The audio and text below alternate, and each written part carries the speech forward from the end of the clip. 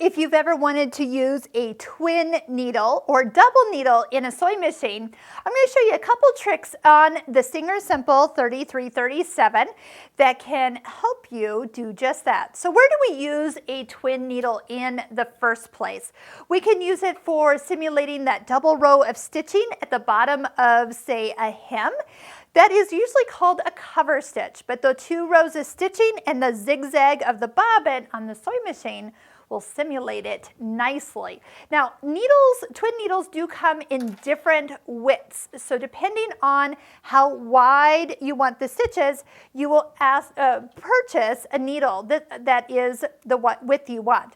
2.0 is 2 millimeters apart. That's really close. There's 3.0, 4.0, just depends on the width. You can go up to a 4.0 twin needle on this machine. So I'm going to go ahead and put the needle in. Make sure you're on a straight stitch. There is some limitation on your stitch choice. So I am going to guide you to not pick any stitches that are other than straight. And I will test the zigzag for you. I'll just double check. But most of the time you're going to be straight stitching with this. One thing nice about a twin needle is it does simulate a stretch stitch. So this seam we make will actually be stretchy. So when you take it, you can go ahead and leave the thread you have in the machine so far. Just go ahead and put the next spool on top.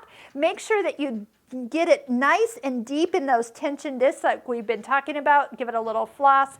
You're really just following the same path, except when you get down to the needle, number one, your needle threader will not work because now there's not a needle in the center. There's 2 off to the side. So you are in charge of threading the needle. I'm going to lower down my presser foot, and then I'm going to just go ahead and manually thread the needle. It doesn't matter which needle goes in, or which thread goes in which needle.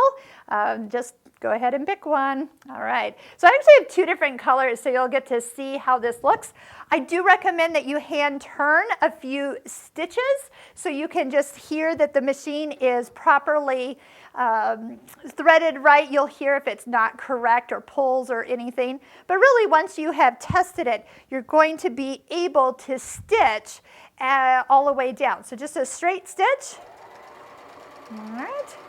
And let me show you what it looks like on the back.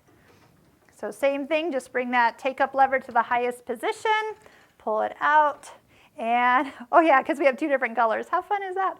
All right, so it's going to look like this on the back. Your bobbin's actually working double duty as it's catching both of those threads. Now, zigzag, let's just do a little bit. I'm going to watch how that swings. I'm going to also test and see how it goes. Not too big. You could kind of do like a partial width, not very wide.